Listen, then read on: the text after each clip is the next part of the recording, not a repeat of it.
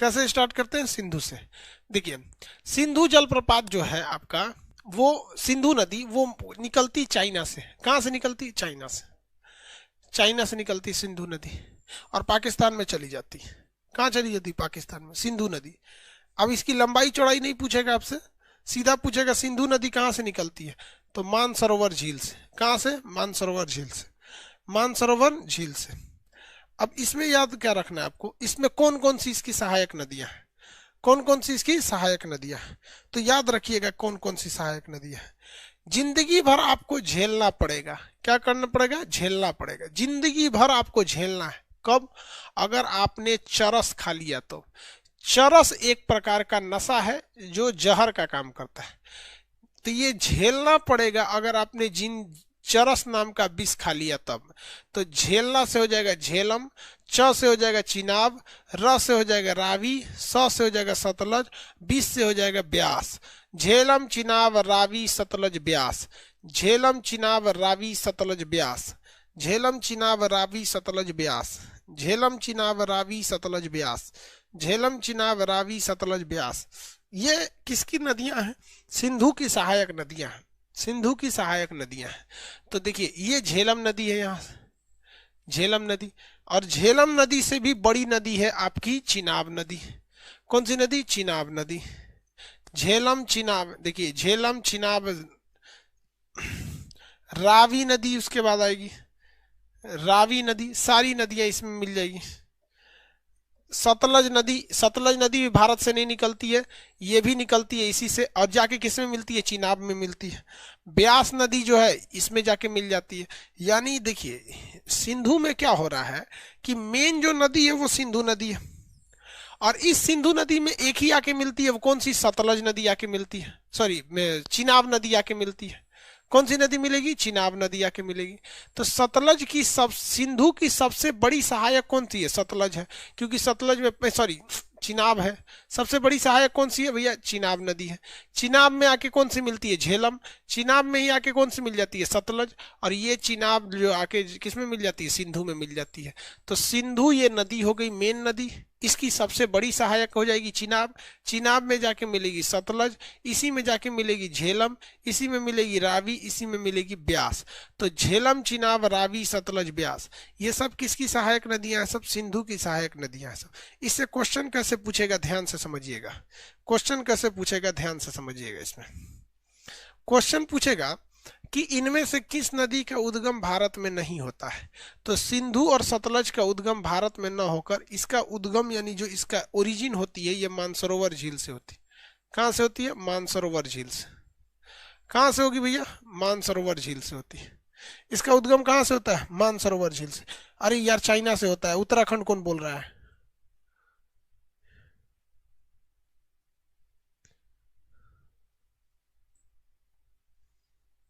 अरे यार भैया बताते हैं, सब बताते हैं। 2 मिनट अस्थिर रखिए ना। सोचा हमको ये देखिए ये जो है सिंधु नदी, ये जो है सतलज नदी, इन दोनों का उद्गम भारत के बाहर चीन से होता है। अब 1960 में भारत और पाकिस्तान ने एक समझौता किया था, सिंधु जल समझौता। इसके तहत भारत केवल 20% पानी यूज कर सकता है सिंधु का, और 80% पानी पाकिस्तान यूज करता है। आपको पहली दृश्य में लगता होगा कि भारत के साथ नाइंसाफी है, लेकिन इसमें कोई खास वो नहीं है। आप समझिए भारत को क्या कहता है।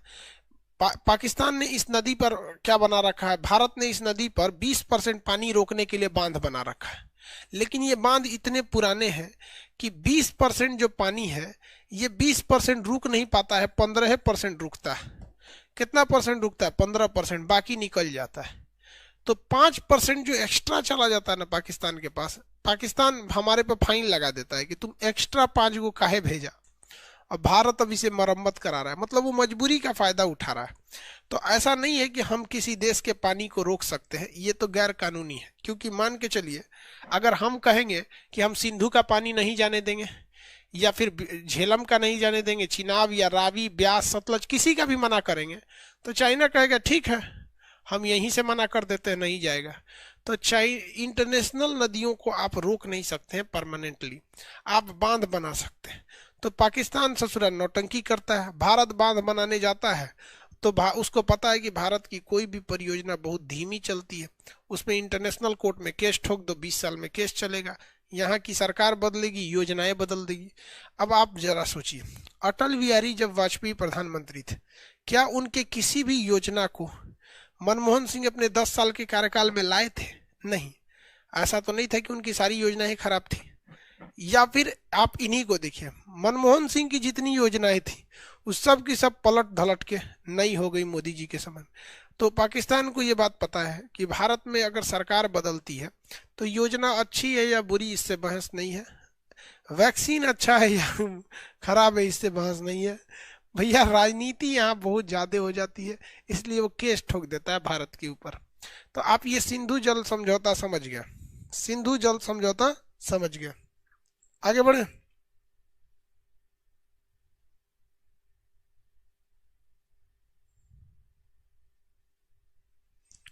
चलिए आगे देखते हैं। ये वाला हो गया भैया आपका कौन सा, सिंधु जल समझौता। अब इसमें कुछ पूछता है आपसे कि इस पे कौन कौन सी वो थे सब। देखिए कि कौन कौन सा बांध था, तो देखिए शाबाश दूल्हा, शाबाश दूल्हा तू झेल, बिया कैले तो हम झेलेंगे, शाबाश दूल्हा तू झेल, शाबाश दुल्हा तू झेल। सा से होता है सालाल परियोजना, बा से होता है बलगिहार परियोजना, स से होता है सतलज परियोजना, दुल्हन दुल्हा से होता है दुल्हस्ती परियोजना। ये सारी परियोजनाएं चिनाब नदी पर है, क्योंकि सिंधु की सबसे बड़ी सहायक नदी है चिनाब नदी, इसमें पानी ज्यादा रहता है। तो इस चिनाब नदी पे बहुत सारे परियोजनाएं हैं। सब कौन कौन सी परियोजना है भैया, तो सालाल बलगिहार सतलज दुल्हस्ती, सालाल बलगिहार सतलज दुल्हस्ती किस पर है, चिनाब नदी पर है। किस पर है, चिनाब नदी पर है। सालाल बलगिहार सतलज दुल्हस्ती, सा से सालाल, बा से बलगिहार, स से सतलज, दुल्हा से दुल्हस्ती, किस नदी पे, चिनाब नदी। तू झेल, तू से तुलबुल परियोजना और झेल से झेलम नदी, तुलबुल परियोजना झेल से झेलम नदी, तुलबुल परियोजना झेल से झेलम नदी, तुलबुल परियोजना झेलम नदी। अरे अननोन आदमी कौन सी बोलता है रे तू, पॉलिटिक्स वाला काम इसमें मत किया कर। कौन नेता चोर है कौन कैसा है, तो अपना देखो लोग, नेतागिरी छोड़ दो। 3 चीज में कभी किसी को दिमाग मत देना, एक धर्म वाले मैटर पे, एक लड़की वाले मैटर पे, एक राजनीति वाले मैटर पे। ये 3 साल ऐसा मैटर है कि आपका कुछ सुनेगा ही नहीं, वो अपने वाला करेगा। इसलिए जहां ये 3 चीज की बात हो वहां चुपचाप निकल जाइए साइड में, क्योंकि ये 3 ऐसे चीज है जो पढ़े लिखे लोग के बस की नहीं है। अब पढ़े लिखे लोग को यहाँ पर ये एकमात्र 3 ऐसा जगह है जहां पढ़े लिखे लोग की वैल्यू नहीं है। नेतागिरी में पढ़े लिखे की वैल्यू नहीं है। लड़की पटाने जाओगे, पढ़े लिखे रहोगे तो पैंट शर्ट अच्छा से पहनोगे, डिसिप्लिन में रहोगे। हाँ आइए बैठिए, तो कहेगी दूर से सुरत हुई कि ये कैसे लड़का है, एकदम बूढ़ है, इसको तो डिसिप्लिन नहीं है, ऐसे रहना चाहिए, ये बाल झाड़ा रहना चाहिए, आधा लाल बाल, आधा हरा बाल, आधा पीला बाल, यही सब खोजेगी। धर्म के मैटर में तो सोचा पढ़बे मत करना, तो लोग सुनबे नहीं करेगा। सो चलो याद देगा। ये पंजाबी भाषा कौन लिख रहा है,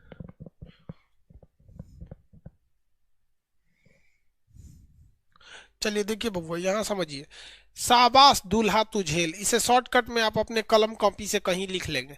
सालाल परियोजना, बलगिहार परियोजना, सतलज परियोजना, दुल्हस्ती परियोजना, ये सारी परियोजना सिंधु की सबसे बड़ी सहायक चिनाब नदी पर है। तू झेल से तुलबुल परियोजना झेलम नदी पर, तुलबुल परियोजना झेलम नदी, तुलबुल परियोजना झेलम नदी पर, तुलबुल परियोजना झेलम नदी पर। सिंधु नदी का कितना प्रतिशत इस्तेमाल कर सकते हैं, तो हम 20%। सिंधु नदी पहाड़ों को जहां काटती है, वहां 2 पहाड़ों को काट के जब निकलती है तो उसे कहते हैं सिंधु गार्ज। पहाड़ों के बीच जब कटाव ज्यादा हो जाता है तो उसे गार्ज कहते हैं। सतलज जब चीरते हुए निकलती है तो उसे कहते हैं सतलज गार्ज। तो ऐसा थोड़ी ना होगा किसी घोंचू लड़का ने ये क्वेश्चन गलत कर देगा कि एग्जाम में पूछेगा कि सतलज गार्ज कौन बनाता है, तो बोल देगा गंगा नदी। अरे भैया सतलज गार्ज सतलजे बनाएगा। हाँ अरे ऐसा कोई क्वेश्चन थोड़ी ना गलत कर देगा कि सिंधु गार्ज कौन बनाती है, तो मार देंगे कि आप यमुना नदी। ऐसा थोड़ी होता है यार। अब कोई कहेगा खान सर की पत्नी से शादी कौन किया था, तो कौन दूसर का नाम ले लोगे आप, हम ही किए होंगे। बेवकूफ, ऐसा ऐसा क्वेश्चन थोड़े ना गलत करेंगे आप लोग, ये तो खुद ही बोल देगा एग्जाम में।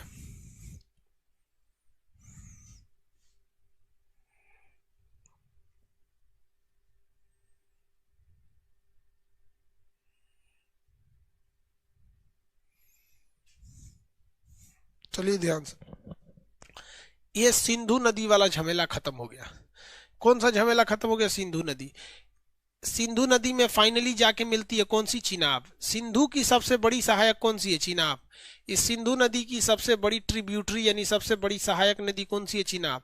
सबका पानी लेके सिंधु नदी कहाँ चली जाती है? कराची। कहाँ चली जाती है? कराची।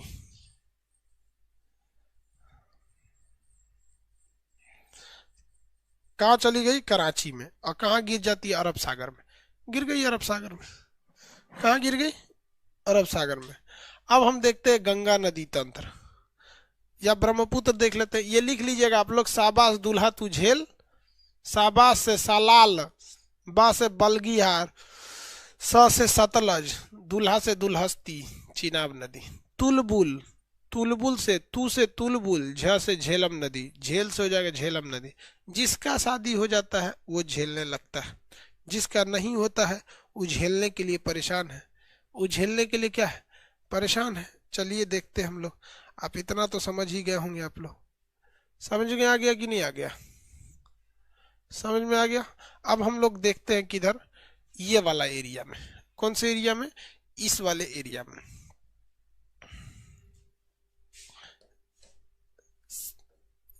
गंगा तंत्र बाद में, पहले ब्रह्मपुत्र तंत्र पढ़ लेते हैं। पहले छोटका छोटका पढ़ के निपटा देते हैं, उसके बाद ब्रह्मपुत्र तो पढ़ना ही है, गंगा तंत्र।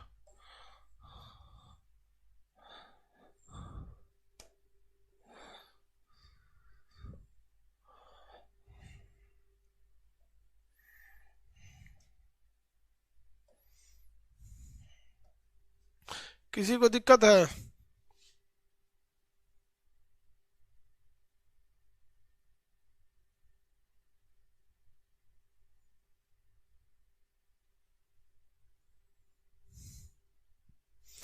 ट्रिक का फुल फॉर्म फिर से देखो भैया, ट्रिक का फुल फॉर्म लिख देते हैं।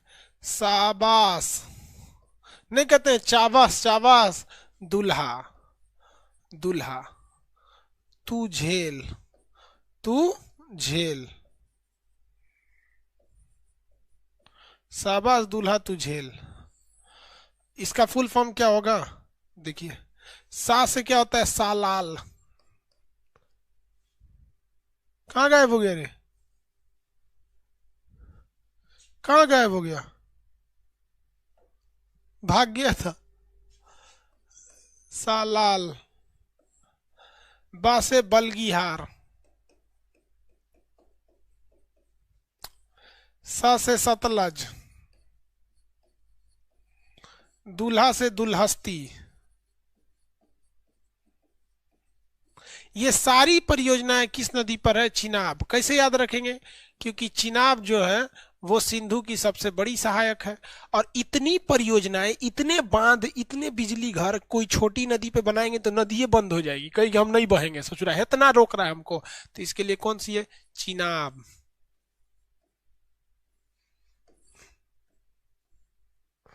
चिनाब, चिनाब। अब ये आ गए भैया तुलबुल, तू से तुलबुल, तुलबुल, तुलबुल परियोजना, झेलम नदी, तुलबुल परियोजना, झेलम नदी, तुलबुल परियोजना, झेलम नदी।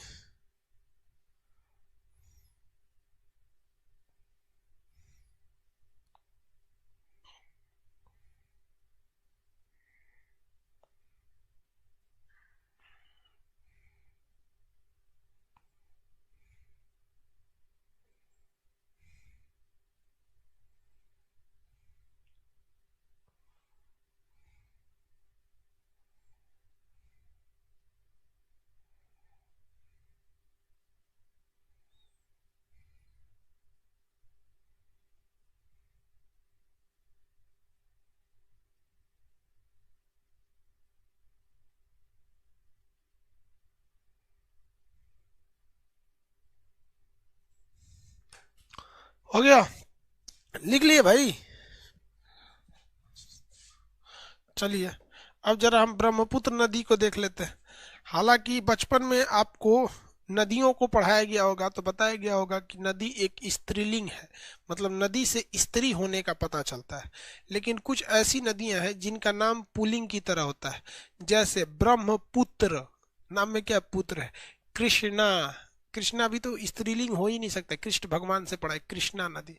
तो वो कुछ ऐसी नदियां होती हैं जो नाम जिनका पुल्लिंग की तरह होता है। बचपन में हम लोग को हिंदी के मैडम पढ़ाया करती थी, हिंदी बाउंस कर जाता था यार क्या पढ़ा रही है। और उसमें एक तो संस्कृत का व्याकरण होता था, पठती पठत पठावा, पठत पठत पठंती। यार ये तो हमको समझ में नहीं आया आज तक। बहुत टफ होता है। हालांकि मैट्रिक के एग्जाम जब था तो डर के मारे पूरा याद कर लिए थे, लेकिन समझ में तो आज तक नहीं आया। बहुत टफ है यार।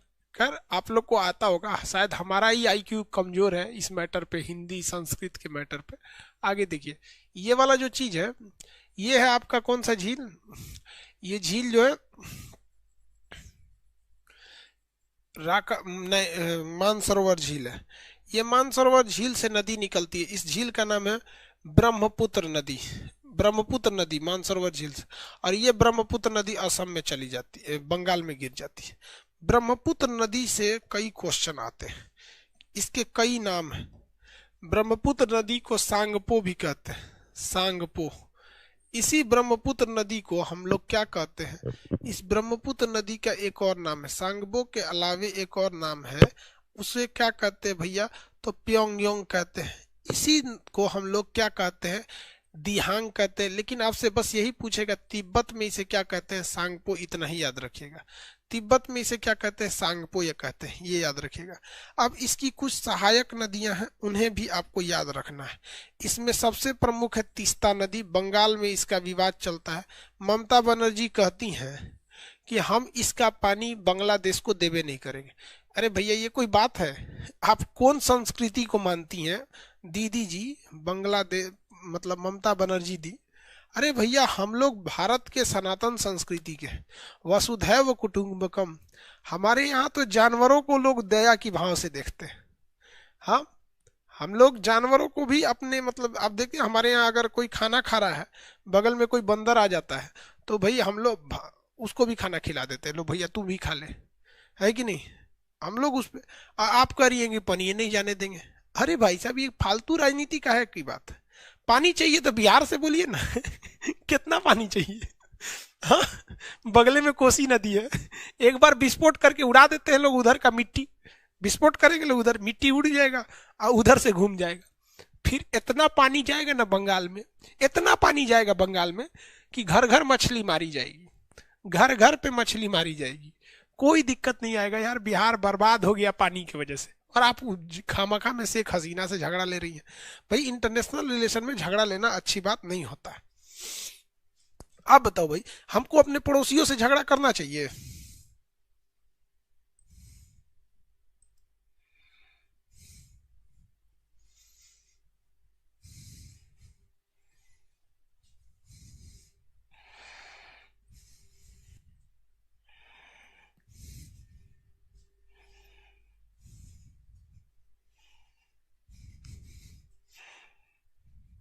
नहीं करना चाहिए। देखिए एक चीज हमेशा याद रखिएगा, आप लोग जीवन में हमेशा काम आएगा कि आप अपने दोस्त बदल सकते हो, पड़ोसी कभी नहीं बदल सकते हो।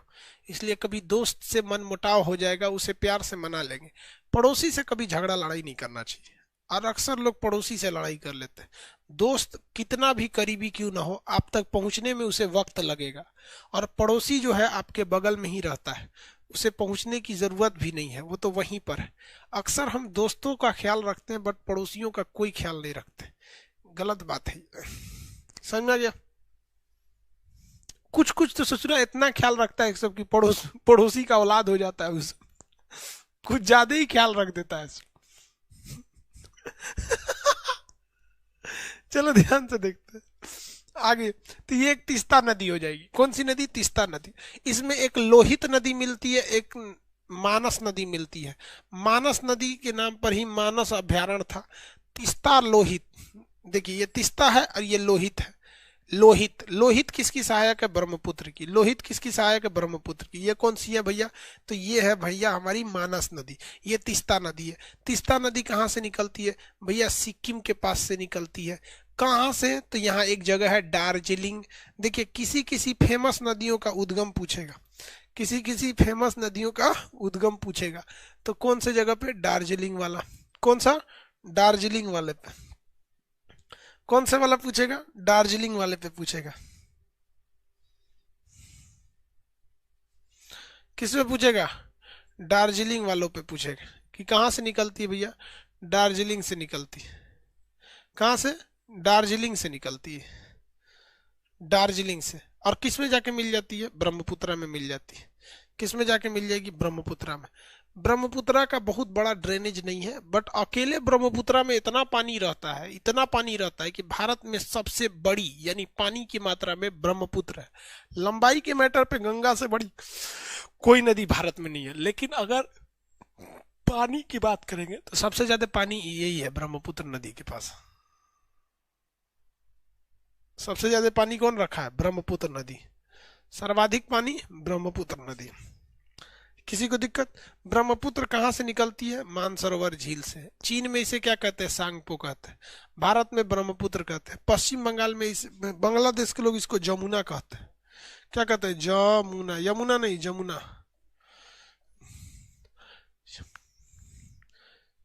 जमुना कहते हैं। क्या कहते हैं? जमुना कहते हैं।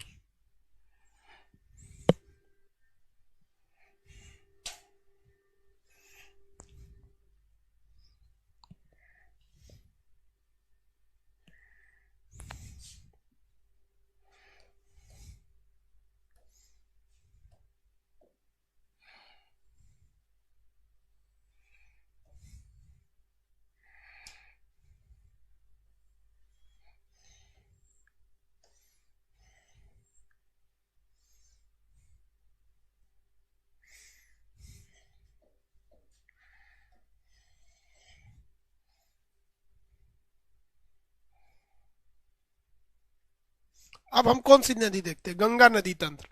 कौन सा देखते हैं? गंगा नदी तंत्र। देखिए गंगा नदी तंत्र में कौन सा है भैया? ध्यान से देखिए, गंगा नदी तंत्र में आपका आता है गंगा। यहाँ देखिए ये है आपकी गंगा नदी। अब गंगा नदी यहाँ से कैसे निकलेगी? ये गंगा ये उत्तराखंड से निकलती है, गंगोत्री के पास से। गंगा कहाँ से निकलती है? एक तो वीडियो अलग से है, यूट्यूब पे देखेंगे उसको, वो लंबा कहानी है, केवल गंगे के पास। तो ये गंगा नदी निकलती है, यूपी बिहार बंगाल होते हुए चली जाती है। वहां पे किस में जाके मिल जाती है? तो ब्रह्मपुत्र में मिल जाती है। जो ये ब्रह्मपुत्र आई है ना, ये दोनों आपस में मिल जाती है, आपस में दोनों मिल जाते हैं यहाँ पर। तो ये गंगा चली जाती है। गंगा का उद्गम जो होता है गंगोत्री के पास उत्तराखंड से होता है। गंगा की सबसे बड़ी सहायक नदी का नाम क्या है? यमुना। गंगा की सबसे बड़ी सहायक नदी का नाम क्या है? यमुना। अब यमुना के किनारे कुछ कुछ बहुत फेमस फेमस शहर है सब, राज्य है सब, जैसे पानीपत हो गया, पानीपत करीब में ही पानीपत जिला, दिल्ली हो गया, यमुना के ही किनारे है यहाँ पर दिल्ली। आगरा किस नदी के किनारे है? यमुना ही नदी के किनारे है। तो ये दिल्ली हो, ये यमुना हो गया, इसकी सबसे बड़ी सहायक नदी हो गई, गंगा की सबसे बड़ी सहायक। अब इस यमुना की जो सबसे बड़ी सहायक है वो चंबल नदी है। यमुना की सबसे बड़ी सहायक कौन सी है? चंबल है। कौन सी है? चंबल नदी। चंबल नदी जो है सबसे ज्यादा काट छाट करती है। तो चंबल जाके मिलती है यमुना में, यमुना जाके मिल जाती है गंगा में। यमुना जाके कहाँ मिल जाती है? गंगा में। गंगा में बहुत सारी नदियां आके मिलती हैं। गंगा में नदियों के मिलने की कोई कमी नहीं है। हाँ पद्मा आगे जाके मिलाएंगे, मेघना बनेगा। अभी बंगाल में जाने दीजिए, फिर मिलाते हैं।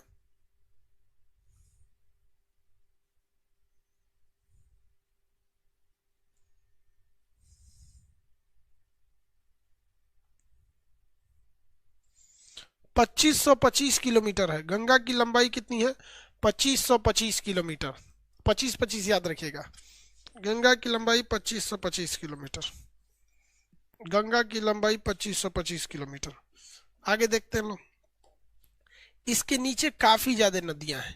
केन, बेतवा, काली सिंध, सिंध बेतवा केन, ये सब नीचे नदियां हैं।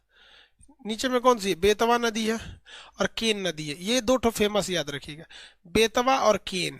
देखिए चंबल बेतवा केन, चंबल बेतवा केन, ये किसकी सहायक हो जाएगी? चंबल बेतवा केन किसकी सहायक हो जाएगी? चंबल बेतवा केन यमुना की सहायक हो जाएगी। चंबल बेतवा केन किसकी सहायक हो जाएगी? यमुना की। चंबल बेतवा केन किसकी सहायक हो जाएगी? यमुना की। यमुना की सहायक हो जाएगी। किसकी सहायक होगी भैया? यमुना की सहायक होगी। सोन नदी यहाँ नहीं है, सोन नदी नीचे है, वो सीधे गंगा में जाके मिलती है सोन।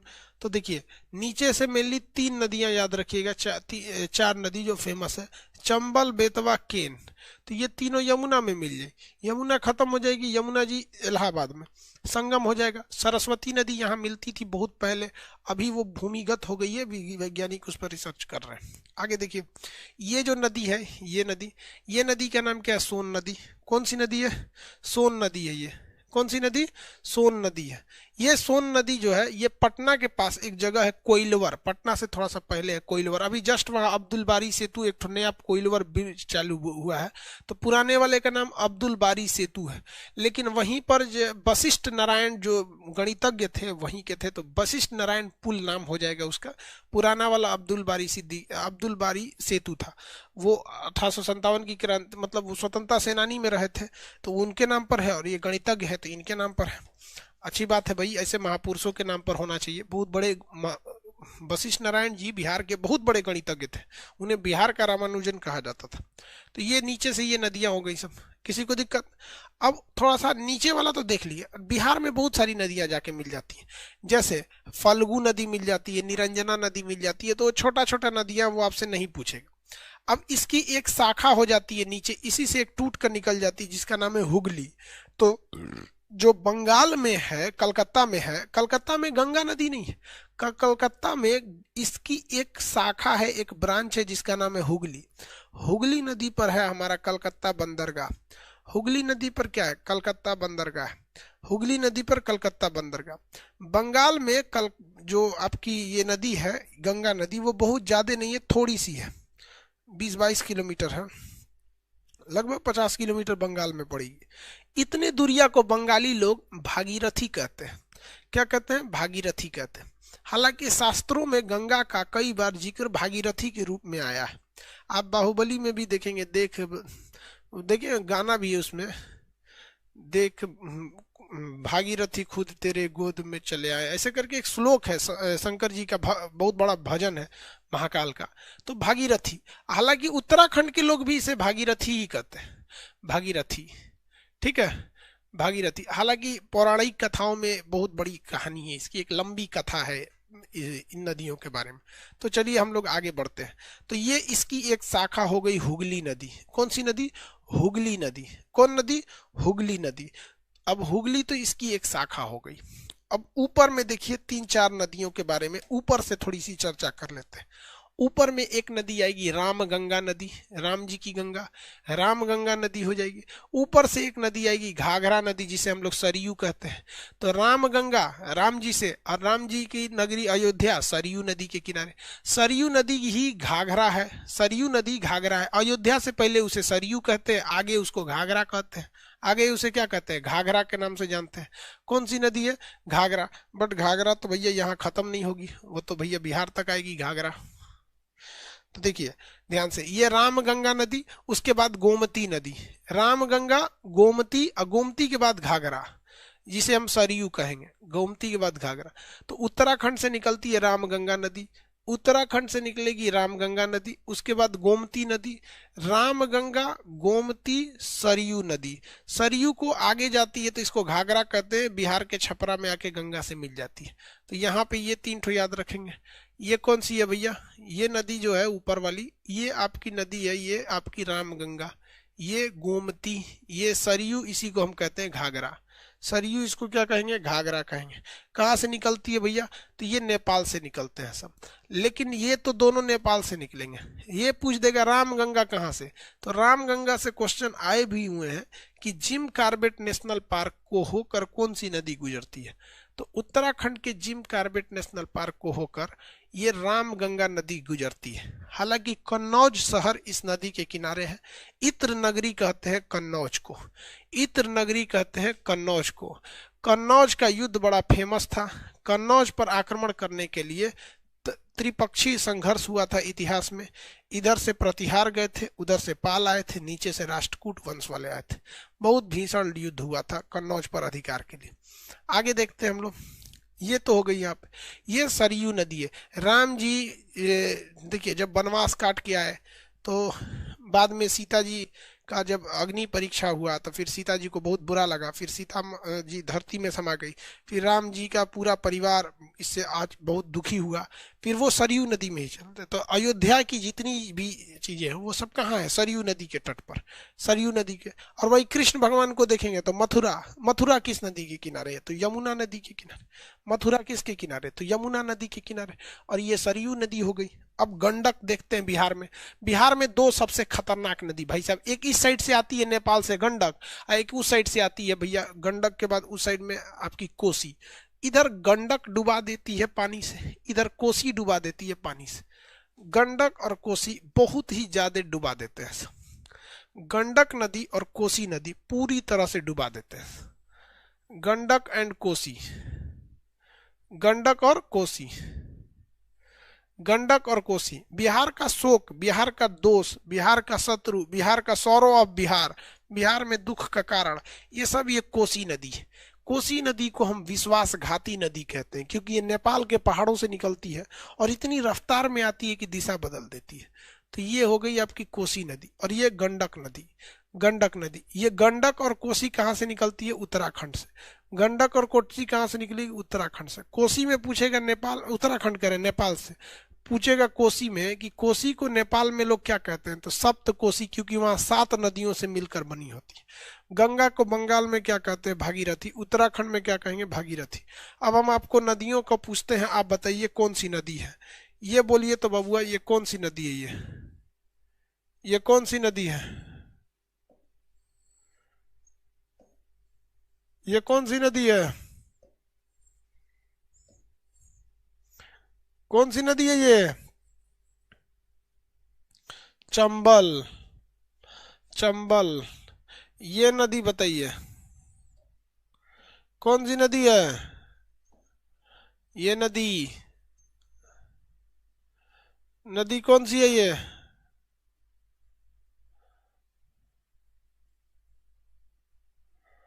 सोन नदी। ये नदी बोलिए।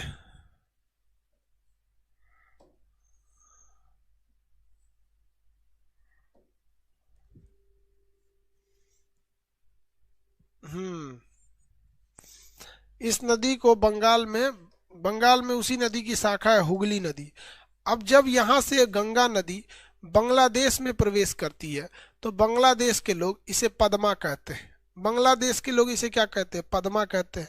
जबकि यही बांग्लादेश के लोग ब्रह्मपुत्र नदी को जमुना कह रहे थे, ब्रह्मपुत्र नदी को जमुना कह रहे थे। जब इनका संगम हो जाता है तो इसे मेघना कहते हैं। इसे क्या कहते हैं? मेघना कहते हैं। इसे किस नाम से जानेंगे? मेघना के नाम से। तो गंगा को बांग्लादेश में पद्मा और इसे जमुना, इसे जमुना। अब इसे याद रखने में लड़का बड़ी भुला जाता है, तो आप एक कॉमन सेंस लगाइएगा ताकि एग्जाम में आप ना भूलें। एक बात बताइए, गंगा का नाम ऐसा तो थोड़ी होगा कि गंगा नाम हिंदुस्तान में इसका नाम है गंगा और उधर चल जाएगी तो जमुना हो जाएगा। ऐसा थोड़ी होगा भैया, गंगा जमुना अलग है। गंगा का नाम बदलना है तो एक बार जमुना में नहीं ना बदल देंगे। तो कोई मिलता जुलता नाम, तो आपको तो 2 नाम दिमाग में रहता ही है, तो भैया पद्मा रख देते। अब बच गया ब्रह्मपुत्र, तो ब्रह्मपुत्र का नाम जमुना से साथ जोड़ सकते हैं, हो गया। तो एक दिमाग में थोड़ा सा, दिमाग में इसको ध्यान से रखिएगा, किसी को तो कोई दिक्कत ही नहीं।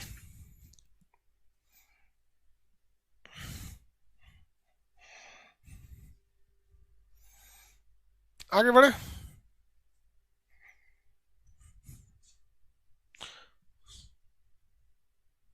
सोन नदी मध्य प्रदेश से आती है। हाँ, मध्य प्रदेश के अमरकंटक से आती है। मध्य प्रदेश के पास अमरकंटक से आती है। मध्य प्रदेश के पास एक जगह है अमरकंटक। कौन सा जगह है? अमरकंटक। अमरकंटक से आती है मेनली। कहाँ से? अमरकंटक से। तो ये हो गई गंगा की हिस्सा। अब आपसे हम पूछते हैं, कितने लोग ये बता सकते हैं कि ये चंबल हो गई, केन हो गई, बेतवा हो गई, या सोन नदी हो गई, ये किस पहाड़ी से निकलते हैं?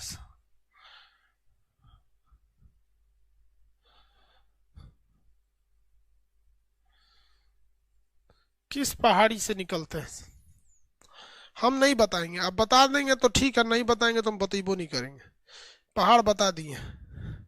एगो बोकवा कर रहा है सतपुड़ा। अरे बौका, सतपुड़ा अगर हेलेगी तो ये ना है रे बकलोलवा सतपुड़ा। मतलब नदिया को तुम पहाड़ हिला रहा है कि सतपुड़ा हेल के बाद, नर्मदा हेलने के बाद नर्मदा को नदी कहिए रुका रुका नर्मदा जी थोड़ा रुक जाइए, हमको हेल जाने दीजिए विंध्याचल। फिर विंध्याचल है रे बकलोलवा, सतपुड़ा नहीं है रे, वो विंध्याचल है। विंध्याचल है। विंध्य पर्वत भी बोल सकते हैं या विंध्याचल भी बोल सकते हैं, विंध्य भी कह सकते हैं, विंध्याचल भी कह सकते हैं। अब देखिए, गंगोत्री से निकलती है गंगा, यमुनोत्री से निकलती है यमुना। यमुनोत्री के पास एक बहुत ही फेमस पर्वत है, उस पर्वत का नाम कितने लोग बता सकते हैं? उस पर्वत का नाम है बंदर पूंछ। यमुनोत्री के पास एक बहुत फेमस पर्वत है जिसका नाम है बंदर पूंछ।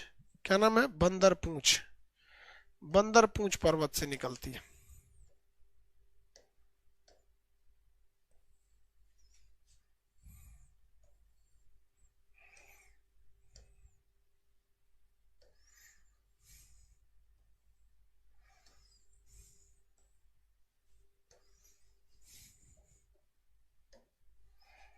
चलिए ध्यान दीजिए। अब हम लोग प्रायद्वीपीय नदियों को देखते हैं। ये तो नदी इधर वाली थी, सिंधु नदी और उसका पूरी फैमिली, बीच में गंगा नदी और उसकी फैमिली, और इस साइड में थी आपकी ब्रह्मपुत्र नदी और उसकी पूरी फैमिली। अब हम लोग को देखना है इस साइड में प्रायद्वीपीय नदियों में। तो ये यहाँ से याद रखेंगे, ये बड़ी महत्वपूर्ण जगह है अमरकंटक। यहाँ से सोन नदी ऊपर चली जाएगी, नर्मदा नदी इधर आ जाएगी और महानदी उधर चली जाएगी। तो ये हो गई महानदी और ये हो गई सोन नदी और ये हो गई हमारी नर्मदा नदी। नर्मदा नदी। तो ये अमरकंटक जो है बहुत ही धार्मिक जगह है। अमरकंटक बहुत ही धार्मिक जगह है। अमरकंटक से कितनी नदियां निकलती हैं? 3 नदियां। अमरकंटक से कितनी नदियां निकलती हैं? 3 नदियां निकलती हैं। कौन कौन सी वो 3 नदियां निकलती हैं? तो ऊपर में निकलती है आपकी सोन नदी, ऊपर में सोन, पूरब में मध्य महानदी, और पश्चिम दिशा में आपका नर्मदा नदी। पश्चिम दिशा में नर्मदा नदी। नर्मदा नदी, और इसी नर्मदा नदी के नीचे से निकलती है सतपुड़, ताप्ती नदी। नर्मदा के नीचे से ताप्ती नदी। ये दोनों नदियां पर्वतों के बीच में बहती हैं। नर्मदा के ऊपर में है तो आपका विंध्याचल पर्वत, और नीचे में है सतपुड़ा पर्वत, और सतपुड़ा के नीचे में आपकी ये ताप्ती है, ताप्ती के नीचे आपके कौन सी पर्वत है भैया? अजंता पर्वत। तो पर्वतों के बीच बहने के कारण इन्हें हम कहते हैं भ्रंश घाटी में, यानी रिफ्ट वैली में बहने वाली नदियां। तो ये भ्रंश घाटी में बहती है नदियां। ये क्या बनाती हैं? डेल्टा नहीं बनाती हैं बल्कि एस्चुरी बनाती हैं। एस्चुरी उसे कहते हैं जो कचड़ा लाई है अगर समुद्र में गिरा दी तो उसे एस्चुरी कहेंगे, अब मुंह पे रख ले तो उसे डेल्टा कहते हैं। तो भैया दोनों और पहाड़ है तो साइड साइड से जाने का रास्ते नहीं है, अब मुंह पे कचड़ा रख देगी तो नदियाँ जाएगी कैसे? इसलिए उलाट देती है। तो उलाट दी तो ये क्या हो गई? एस्चुरी बना दी। और इसके ऊपर से आती है साबरमती नदी। कौन सी नदी? साबरमती। आप में से कितने लोग बता सकते हैं कि साबरमती नदी किस पहाड़ी से निकलेगी? ये जो साबरमती नदी है किस पहाड़ी से निकलेगी? कितने लोग बता सकते हैं भाई? साबरमती किस पहाड़ी से निकलेगी?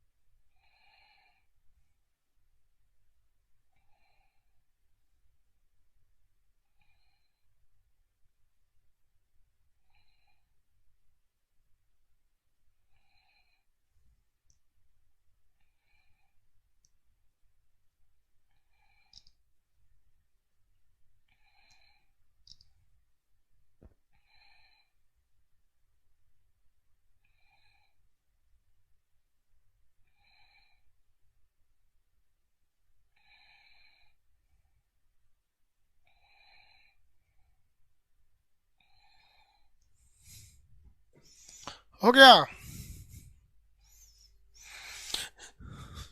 सबका सही है। अरावली, अरावली, अरावली। अब इधर से देखते हैं भैया, ये वाली जो नदी है ये गोदावरी नदी है।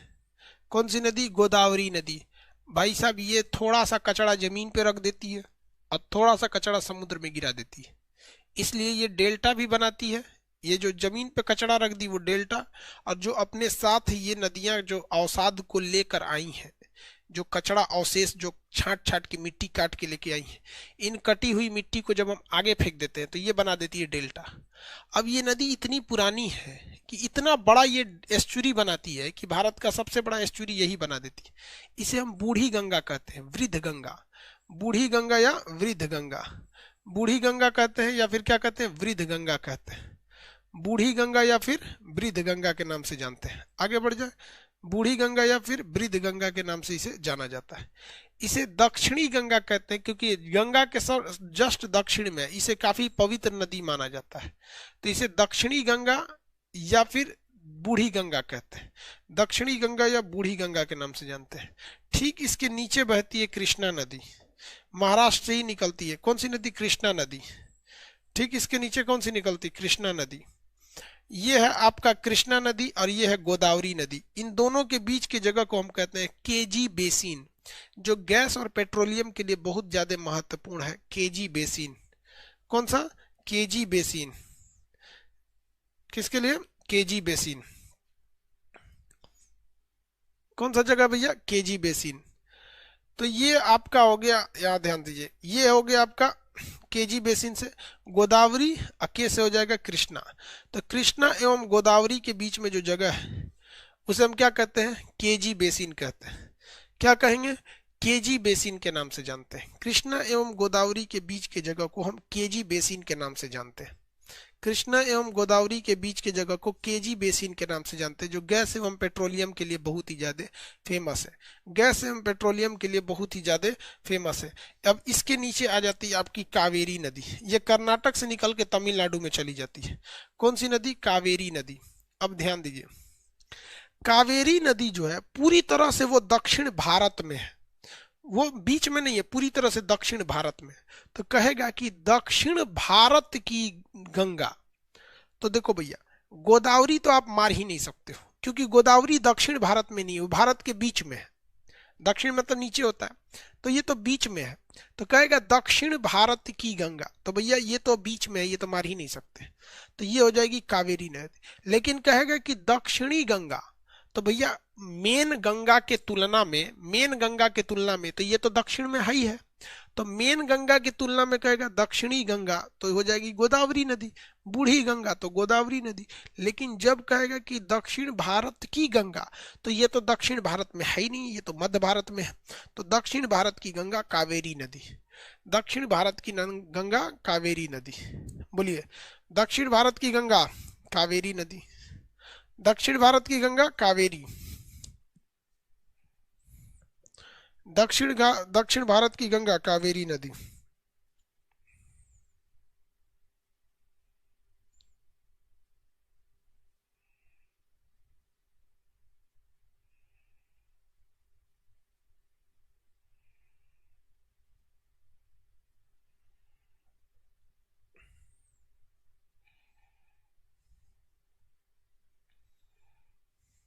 हो गया?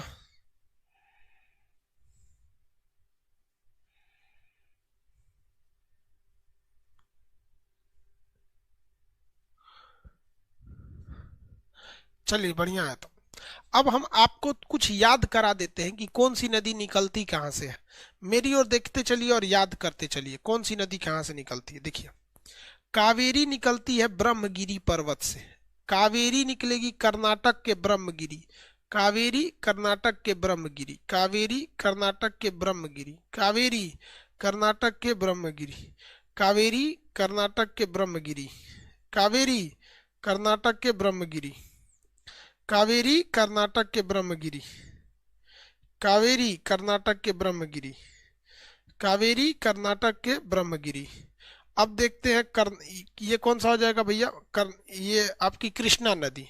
कावेरी के ऊपर कृष्णा नदी, ये महाबलेश्वर, कृष्णा नदी महाबलेश्वर, कृष्णा नदी महाबलेश्वर, कृष्णा नदी महाबलेश्वर, कृष्णा नदी महाबलेश्वर, कृष्णा नदी महाबलेश्वर।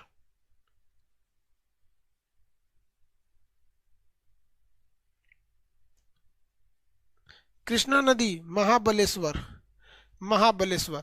गोदावरी नदी नासिक, गोदावरी नदी नासिक, गोदावरी नदी नासिक, गोदावरी नासिक, गोदावरी नासिक, गोदावरी नदी नासिक, गोदावरी नदी नासिक।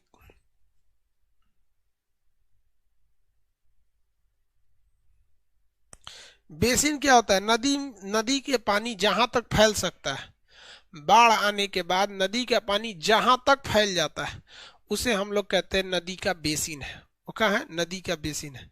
यानी नदी के अगल बगल के जो जितने जिला रहते हैं उसे हम क्या कहते हैं? नदी बेसिन कहते हैं। क्या कहेंगे? नदी बेसिन कहेंगे। याद रहेगा। अब देखिए अमरकंटक से कितनी नदियां? भैया अमरकंटक से 3 नदियां। अमरकंटक में कितनी नदियां? 3 नदियां। अमरकंटक से कितनी नदियां? 3 नदियां। कौन कौन सा? भाई साहब देखिए, ये है नर्मदा, ये है आपकी सोन, और ये है आपकी महानदी। नर्मदा, सोन, महानदी, नर्मदा, सोन और महानदी, नर्मदा, सोन और महानदी, नर्मदा, सोन और महानदी, नर्मदा, सोन और महानदी, नर्मदा, सोन और महानदी।